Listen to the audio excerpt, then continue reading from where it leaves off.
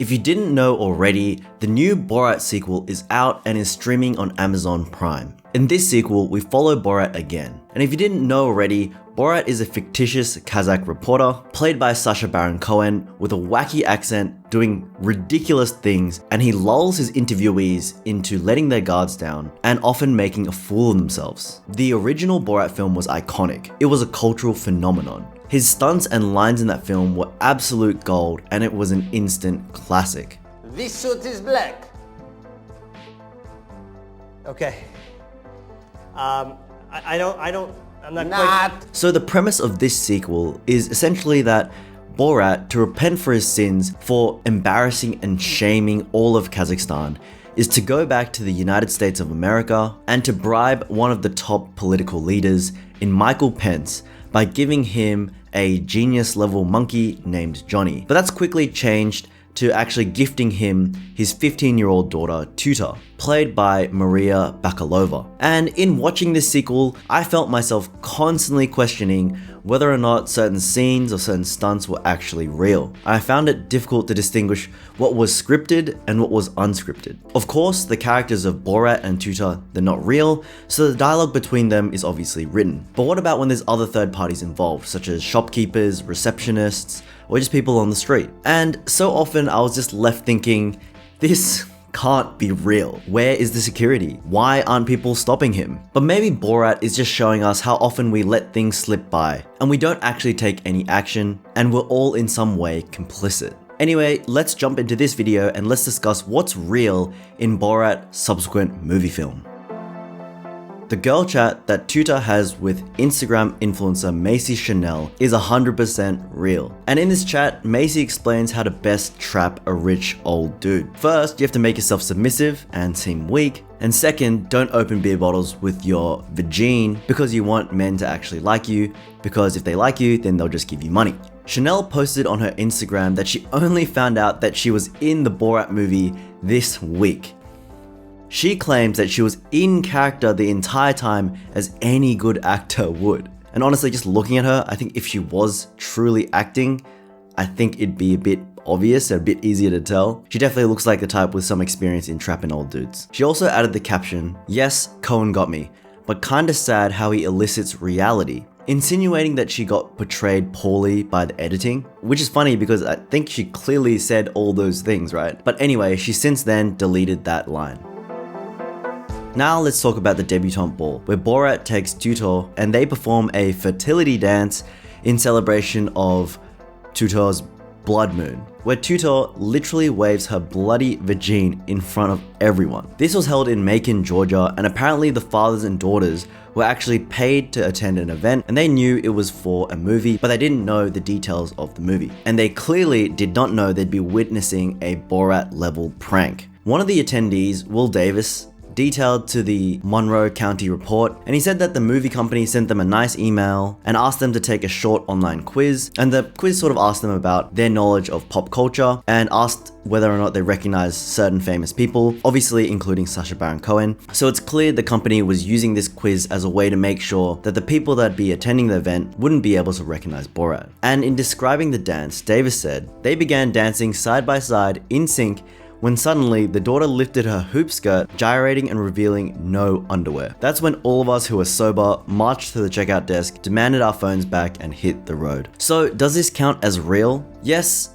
I guess it's real because those people didn't know what was going on.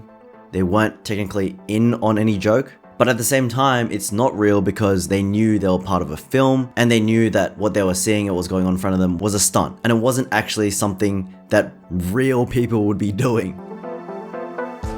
Yes, this one was real. Back in February, Cohen really crashed the Conservative Political Action Conference, but his identity was not revealed. ABC News reported that a person impersonating Donald Trump was escorted from the premises by police after he began yelling about 10 minutes into Mike Pence's speech. The Prince George's County Police Department did not press charges, and Cohen, in an interview with New York Times, said that he was almost stopped by security when a metal detector went off, but he managed to improvise an excuse to do with some defibrillator, and he ended up managing to get to the bathroom where he hid for 5 hours until he ultimately broke in to the room with Mike Pence in it and was instantly surrounded by Secret Service, police, and internal security.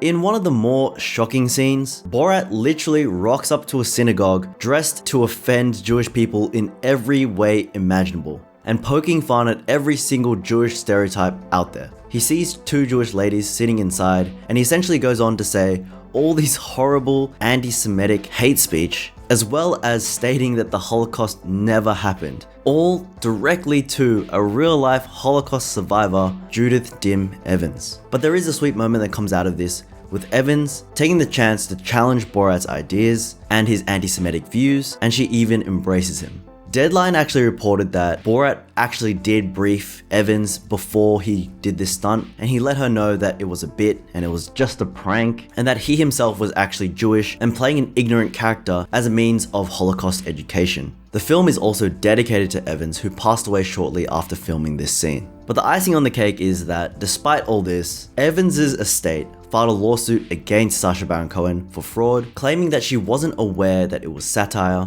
and that her participation in the scene was under false pretenses and with the intention to mock Holocaust and Jewish culture. After Tutar ditches Borat, Borat is all alone in a now COVID America, and he somehow manages to find refuge with 2 QAnon conspiracy theorists. Honestly, watching this section of the film, I couldn't believe that this was real. I couldn't believe that, 2 guys would just let some weird guy come live with them during a pandemic and have cameras follow them around. But it turns out it was real. Sacha Baron Cohen actually lived with these conspiracy theorists for 5 days while remaining in character as Borat. He had to keep up the shtick for the full 5 days all throughout a lockdown while they chatted about the coronavirus, the Clintons drinking people's blood and stuff, Democrats, and they even composed a song together. And I think this section of the movie isn't necessarily there to mock those conspiracy theorists, because those people actually, out of the kindness of their heart, let this guy stay with them because he was in need. So they're actually very nice people. It's just that they might be misinformed, or that they've been fed all these lies and they've been conditioned to believe them. But yeah, I still can't believe that these 2 guys weren't in on it and they didn't know who Borat was, and they were letting him use a pan to smack the coronavirus dead.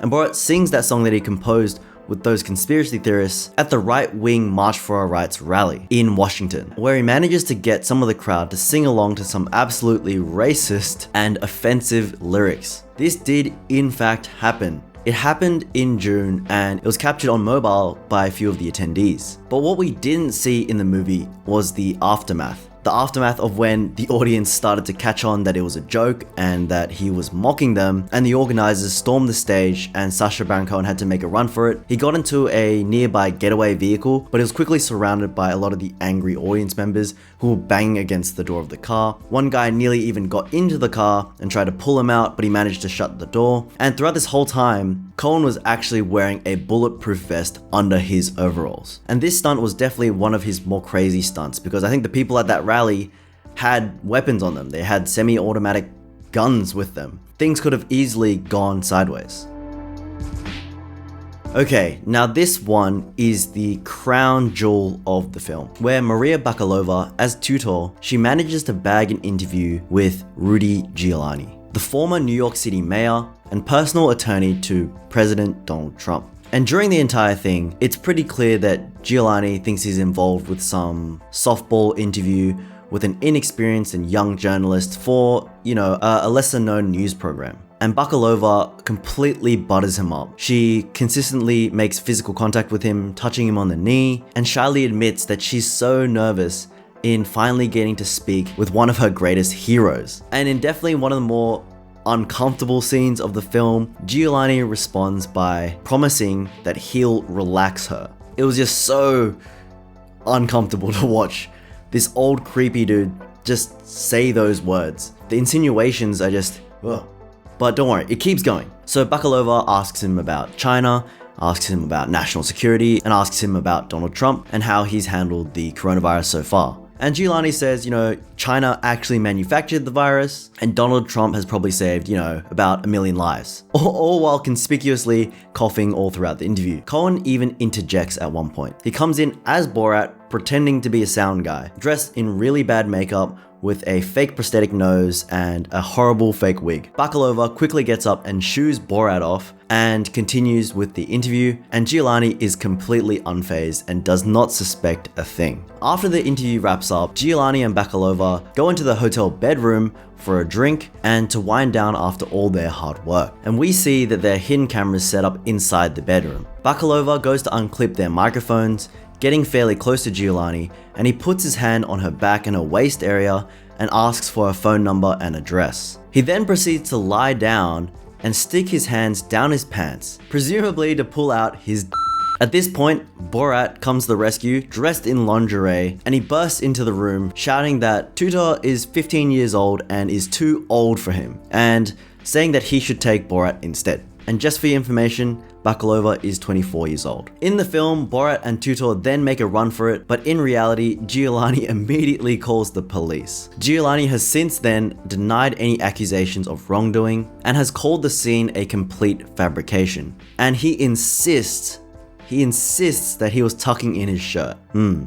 Just tucking in his shirt. I was expecting great things from this movie, particularly as I've seen some rave reviews from critics. But of course, being a sequel, it has nowhere near the novelty or the originality of the original Borat film. And I don't see this film reaching anywhere near the peak of the original. On initial viewing, I found it very hard to believe that the stunts were real, and the interactions he was having as Borat were genuinely with people that didn't know who Borat was, and were not in on the joke. I mean, the guy sending the fax, the lady that took care of Tutar for a bit, I just felt like those people were in on the joke. They might not have been, but I just felt like they were, or at least I had an inkling. But after having read up on it and confirming that a lot of these stunts were in fact real, I'm just shocked. The idea of all of this actually happening is baffling. And I do have to admit, I do appreciate the film a little bit more now. This film definitely had more of a political focus, it had a bit more of an agenda than the original, and of course it's extremely topical as it deals with the political landscape, and the US elections are a massive topic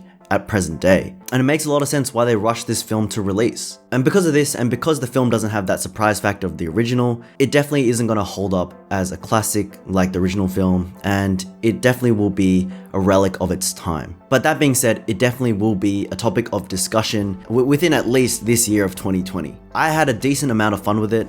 I didn't find myself cracking up all too much throughout the film, but maybe that's because the stunts were just so outlandish that I just couldn't believe that they were real, and I couldn't take them seriously. But now knowing that they are real, it's shifted my perspective. Thank you guys for watching this video. Be sure to give me a big thumbs up, and don't forget to subscribe to Cloudy TV for more content from me. Let me know in the comment section down below if you liked Borat 2, and let me know what scenes or parts of the movie that you felt were scripted. As always, thank you guys again for watching, and I'll catch you all next time.